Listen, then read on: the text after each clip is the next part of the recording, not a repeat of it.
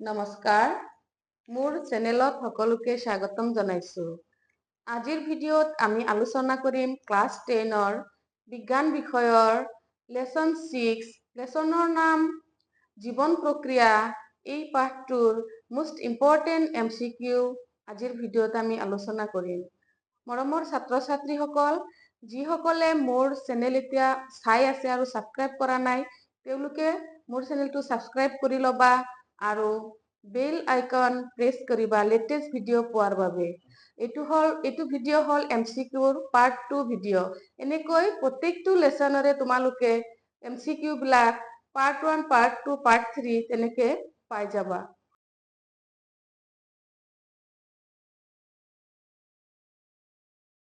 ছাত্ৰ-ছাত্ৰীসকল, আজি আমি প্ৰথম প্ৰশ্নটো চাওঁ। প্ৰথম প্ৰশ্নটোত আছে, মানুহৰ দেহত তলত দিয়া কোনটো অংগত হিমোগ্লোবিন ভাঙি বিলিৰুবিন আৰু বিলিভাৰ্ডিন গঠন হয়? অপশ্যন চাবা। অপশ্যন এ অন্ত্ৰ, বি হাওঁফাওঁ, চি যকৃত আৰু ডি হ'ল প্লীহা। ইয়াৰ ৰাইট এনচাৰটো কি হ'ব? ইয়াৰ ৰাইট এনচাৰটো হ'ব চি যকৃত অৰ্থাৎ লিভাৰ। কুৱেশ্যন নম্বৰ 2 চাবা কি আছে। পাইৰুভেট অণু ভাঙি কাৰ্বন ডাই অক্সাইড, পানী আৰু শক্তি উৎপন্ন হোৱা বিক্ৰিয়াটো সম্পাদিত হয়। এইটো ক'ত সম্পাদিত হয়?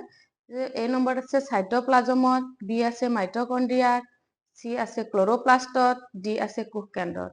এইটো তোমালোকে পাইছায়ে, এইটো তোমালোকে জানা সকলোৱে। এইটো হ'ল অপশ্যন বি, মাইটকণ্ড্ৰিয়াত সংগঠিত হয়। 3 নম্বৰ প্ৰশ্ন, সবাত শ্বসনৰ বাবে তলৰ কোনটো শুদ্ধ ক্ৰম?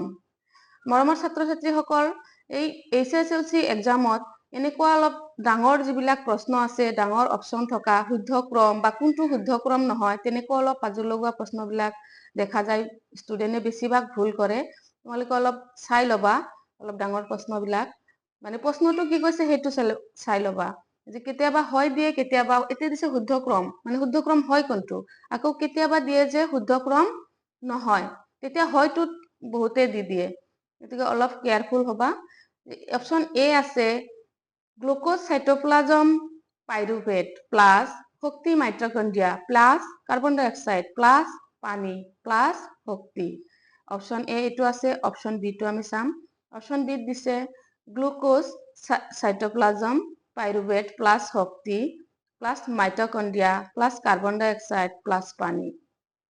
চি নম্বৰত আছে গ্লুকোজ সাইটোপ্লাজম পাইৰুভেট মাইটকণ্ড্ৰিয়া কাৰ্বন ডাই অক্সাইড প্লাছ পানী প্লাছ শক্তি।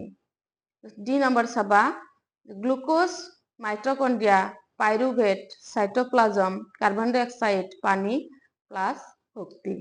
এই গোটেই কেইটাৰ ভিতৰত ৰাইট এনচাৰ কোনটো হ'ব? এইটোৰ কাৰণে অলপ তোমালোকে পঢ়িবও লাগিব, জানিবও লাগিব। নাজানিলে তোমালোকে এটা মাত্ৰ উলট পলট হৈ থাকিলে কুৱেশ্যন এনচাৰ তোমাৰ ভুল হৈ যাব। ইয়াৰ ৰাইট এনচাৰটো হ'ল option A, glucose cytoplasm pyruvate plus শক্তি মাইটকণ্ড্ৰিয়া প্লাছ কাৰ্বন ডাই অক্সাইড প্লাছ পানী প্লাছ শক্তি। Right এনচাৰটো option A. Question number 4, মানুহৰ তেজৰ প্লাজমা আৰু ৰক্তকণাৰ অনুপাত, যে কোনটো কিমান অনুপাতত থাকে প্লাজমা আৰু ৰক্তকণা? অপশ্যন এ আছে 50%:50%, option B 60%:40%, option C 55%:45%, option D 45%:55%। ইয়াৰ ৰাইট এনচাৰটো হ'ব অপশ্যন চি 55%:45%, প্লাজমা আৰু ৰক্তকণাৰ অনুপাত। কুৱেশ্যন নম্বৰ 4, মানুহৰ তেজৰ প্লাজমা আৰু ৰক্তকণাৰ অনুপাত, যে কোনটো কিমান অনুপাতত থাকে প্লাজমা আৰু ৰক্তকণা? অপশ্যন এ আছে 50%:50%, option B 60%:40%, option C 55%:45%, option D 45%:55%। ইয়াৰ ৰাইট এনচাৰটো হ'ব অপশ্যন চি 55%:45%, প্লাজমা আৰু ৰক্তকণাৰ অনুপাত। 5 নম্বৰ প্ৰশ্নটো কি কৈছে, যদি এজোপা সেউজীয়া উদ্ভিদক আন্ধাৰত ৰখা হয় কি ঘটিব? যদি সেউজীয়া উদ্ভিদক পোহৰ নোহোৱাকৈ আন্ধাৰত ৰখা হয়, যে গছ এজোপা। এ নম্বৰত আছে সালোকসংশ্লেষণ বন্ধ হ'ব, বি আছে সালোকসংশ্লেষণ বৃদ্ধি হ'ব, চি আছে সালোকসংশ্লেষণ চলি থাকিব, ডি আছে সালোকসংশ্লেষণ মন্থৰ হ'ব। ইয়াৰ ৰাইট এনচাৰটো তোমালোকে সকলোৱে জানা যে পোহৰ নোহোৱাকৈ কেতিয়াও সালোকসংশ্লেষণ হ'ব নোৱাৰে, বৃদ্ধিও নহ'ব, চলিও নাথাকে, মন্থৰো নহ'ব। এইটোৰ ৰাইট এনচাৰটো হ'ব অপশ্যন এ, যে সালোকসংশ্লেষণ বন্ধ হ'ব। নম্বৰ 6, মানুহৰ হৃদপিণ্ডৰ কোনটো কোঠালিত অশুদ্ধ তেজ থাকে? অশুদ্ধ তেজটো কোনটো কোঠালিত থাকে? 4টা কোঠালি আছে, সকলোৱে তোমালোকে জানা। এটা হ'ল কোঠালি 4টা ভাগ। এ নম্বৰত আছে হ অলিন্দ, বি হ নিলয়, চি বাও অলিন্দ, আৰু ডি আছে বি আৰু চি দুটাই। এইটো বি আৰু চি নহয়, এইটোৰ ৰাইট এনচাৰ হ'ব অপশ্যন এ, হ অলিন্দ। 7 নম্বৰ প্ৰশ্ন, ক্ৰেবছ চক্ৰ সংগঠিত হয়। ক্ৰেবছ চক্ৰটো ক'ত সংগঠিত হয়? এ ৰাইবজম, বি কোষ প্ৰাৰক, চি ক্লৰোপ্লাষ্ট, ডি মাইটকণ্ড্ৰিয়া। ইয়াৰ ৰাইট এনচাৰটো হ'ব মাইটকণ্ড্ৰিয়া, অপশ্যন ডি। 8 নম্বৰ প্ৰশ্নটো, এজন প্ৰাপ্তবয়স্ক মানুহৰ দুটা বৃক্কৰ দ্বাৰা এদিনত কিমান লিটাৰ তৰল পদাৰ্থ পৰিস্ৰাৱণ হয়? বৃক্কৰ দ্বাৰা কিমান পৰিমাণ তৰল পদাৰ্থ পৰিস্ৰাৱণ হ'ব পাৰে চাবা। A number 180 litre, B number 2 litre, C number 1.5 litre, D number 100 litre. ইয়াৰ ৰাইট এনচাৰটো হ'ব অপশ্যন এ, 180 লিটাৰ। 9 নম্বৰ প্ৰশ্ন, উদ্ভিদৰ দেহত জাইলেমৰ কাম হ'ল। জাইলেম আৰু ফ্লয়েম দুবিধ কলা আছে উদ্ভিদৰ, দুটাৰ কাম বেলেগ বেলেগ, জাইলেমৰ কাম বেলেগ আৰু ফ্লয়েমৰ কাম বেলেগ। অপশ্যন আমি পঢ়ি ল'ম যে অপশ্যন এ পানী পৰিবহণ, অপশ্যন বি খাদ্যৰ পৰিবহণ, চি এমিনো এচিডৰ পৰিবহণ, ডি অক্সিজেনৰ পৰিবহণ। জাইলেমে কি কৰে উদ্ভিদৰ দেহত? অপশ্যন এ ৰাইট এনচাৰ, এইটো হ'ল পানী পৰিবহণ কৰে, আৰু খাদ্য পৰিবহণটো ফ্লয়েমে কৰে। গতিকে 10 নম্বৰ ৰাইট এনচাৰটো হ'ব পানী পৰিবহণ, অপশ্যন এ।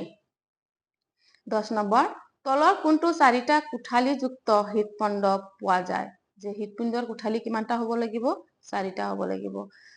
অপশ্যন এ আছে উভচৰ, বি সৰীসৃপ, চি চৰাই আৰু স্তন্যপায়ী প্ৰাণী, ডি হ'ল মৎস্য। এইটো তোমালোকে জানা 4টা কোঠালিযুক্ত, এইটো হ'ব অপশ্যন চি চৰাই আৰু স্তন্যপায়ী প্ৰাণী। 11 নম্বৰ প্ৰশ্ন, 11 নম্বৰ প্ৰশ্নটো, চিষ্টেমিক ধমনীয়েদি মানুহৰ হৃদপিণ্ডৰ কোনটো কোঠালিৰ পৰা তেজ ওলায়? চিষ্টেমিক ধমনীয়েদি আমি এবাৰ চাম অপশ্যন। হ অলিন্দ, তাৰপিছত দিছে হ নিলয়, চি নম্বৰ দিছে বাও অলিন্দ, ডিত আছে বাও নিলয়। ইয়াৰে ৰাইট এনচাৰটো হ'ব অপশ্যন ডি, বাও নিলয়েদি কি হয়? চিষ্টেমিক ধমনীয়েদি কি হৃদপিণ্ডৰ কোনটো কোঠালিৰ পৰা তেজ ওলায়? বাও নিলয়। এইটো ৰাইট এনচাৰ হ'ব বাও নিলয়। 12 নম্বৰ প্ৰশ্ন, পাচন নলীৰ কোনটো অংশই যকৃতৰ পৰা পিত্তৰস গ্ৰহণ কৰে?